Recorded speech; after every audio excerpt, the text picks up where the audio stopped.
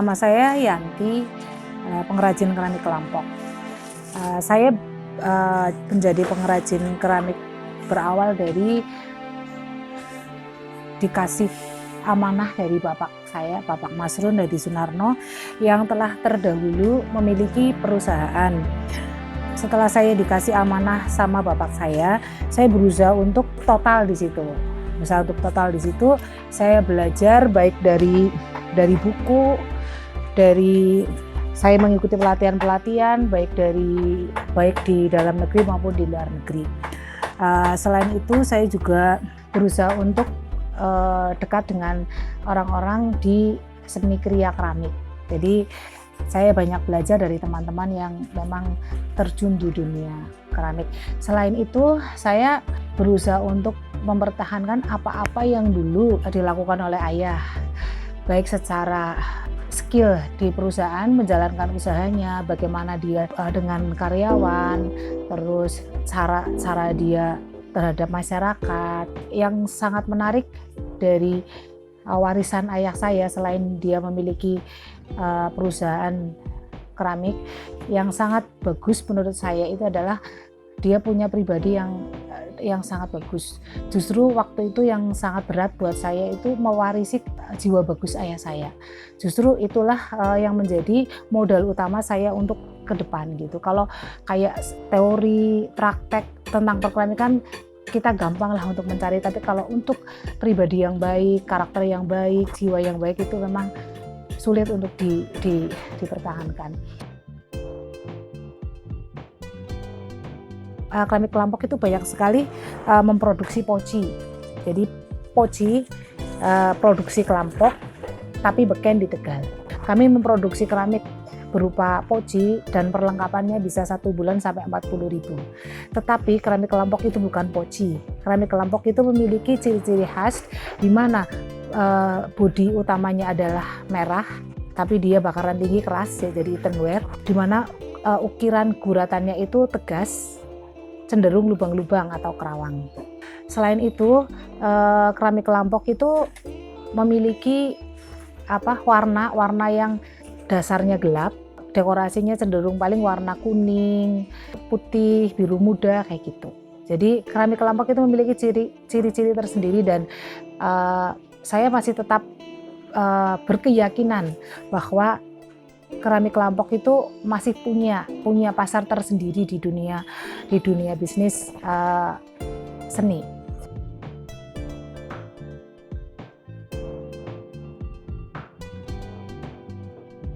Saya dilahirkan di keramik ya. Terus kebetulan waktu pas saya kuliah, saya itu dekat dengan orang-orang seni. Secara kebetulan saja seperti itu. Selain itu, karena saya emang senang seni gitu, senang seni. Bukan karena ayah saya aja yang kebetulan pengusaha keramik ya, tapi karena memang saya suka. Jadi kalau ayah saya dulu kan cenderung cuma poci dan perlengkapannya, paling belum sebegitu banyak itemnya. Tapi setelah dipegang saya, apapun yang dimau oleh konsumen saya selalu oke. Apapun bentuknya, baik itu patung, baik itu berupa barang-barang seni ya, atau interior, eksterior, baik itu rumah, hotel atau kantor, kita selalu sering bekerja sama dengan mereka begitu.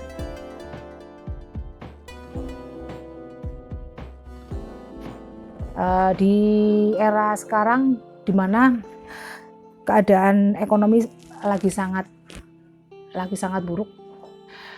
Jadi untuk mempertahankan hidup aja masyarakat menengah ke bawah itu sulit. Jadi untuk membeli keramik dalam tanda kutip itu sulit.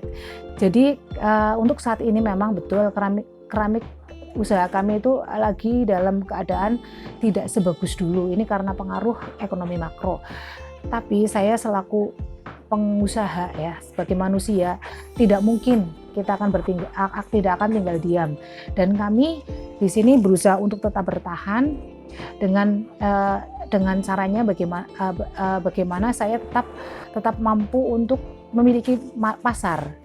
Kalau pasar saya yang paling kuat itu di poci dan perlengkapan minum ya, baik itu teh, kopi ataupun minuman-minuman tradisional. Itu market kami yang paling besar.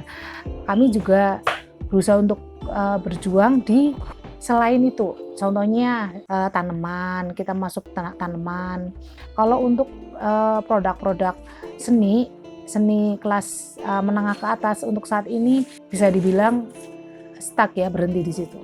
Jadi saya sekarang lagi berusaha bagaimana caranya saya untuk mampu memiliki taste. Kalau kemarin kan yang sudah poci kelompok bagian di Tegal. Saya kepengen ada sesuatu lagi yang bisa booming. Selain poci, apalagi yang bisa saya boomingkan. Ini saya lagi berjuang bersama tim kami. Begini, teori itu sangat penting ya, hanya untuk menunjang praktek. Tapi yang namanya praktek itu harus lebih digiatkan gitu. Jadi ada sedikit teori kita praktekkan bisa jadi banyak hal gitu. Menurut saya banyak hal yang saya tetap menggunakan teori-teori. Contohnya teori manajemen. Di dalam teori manajemen ini kita dari planning sampai kontrol ya, planning, updating, sampai controlling gitu, itu tetap harus ada gitu di dalam usaha. Terus yang tidak bisa kita dapatkan di teori manapun itu adalah contohnya tadi karakter ayah saya yang mampu untuk membentuk saya seperti ini. Karena ada sesuatu hal yang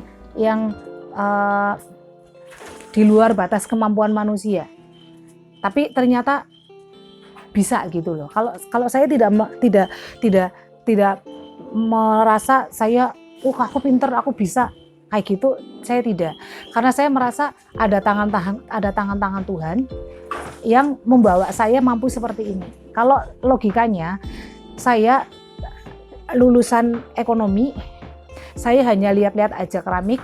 Baik itu lihat di waktu itu buku-buku, saya suka buku-buku. Waktu itu orang belum banyak internet, saya sudah main-main di internet. Saya juga sering mendatangi pameran-pameran. Jadi memang ada teori yang bisa dipraktekkan, tapi ada praktek yang tidak ada teorinya, yang tidak bisa kita dapatkan teori dimanapun. Tapi itu memang ada.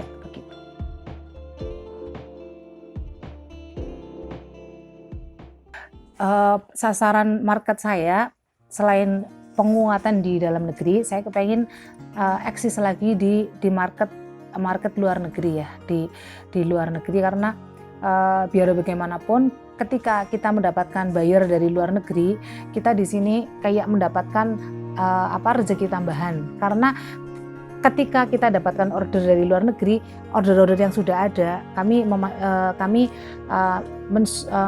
mensuplai dari perusahaan-perusahaan teh sekitar mungkin ada minimal 5 yang setiap bulannya kita di dalam negeri. Jadi di dalam negeri minimal sebulan saya memasok 5 perusahaan besar. Nah itu kalau ada buyer dari luar negeri, yang ini harus tetap jalan, yang 5, tapi kita tambah ada order, mengerjakan order. Jadi alhamdulillah teman-teman di sini kalau pas ada order itu bisa diajak kerjasama. Memang kalau pas lagi ada order datang, saya selalu ada meeting, ada ngomong-ngomong dengan karyawan. Mas ini ada order seperti ini. Kita kan nggak mungkin mengerjakan sendiri, kita harus bekerjasama dengan orang lain, pengrajin yang lain dan sebagainya. Terus nanti kalau sudah ngomong-ngomong di belakang, biasanya ada yang masuk bilang, Mbak nggak usah cari orang lain, kita mencoba kerjakan kita sendiri gitu. Nanti kita bisa bekerja lebih daripada biasanya seperti itu. Jadi pasar yang akan kita tuju selain penguatan market di dalam negeri, saya juga kepengen lagi berusaha untuk market ke luar negeri. Tantangan buat saya itu bagaimana caranya saya mampu untuk saat ini loh, bagaimana saya mampu menciptakan produk yang booming seperti poci buatan Kelampok beken di Tegal. Saya tidak apa-apa, saya pribadi tidak apa-apa. Saya kepengen punya tantangan bagaimana saya memproduksi barang yang memang betul-betul booming di pasaran baik di Indonesia maupun di dunia. seperti itu.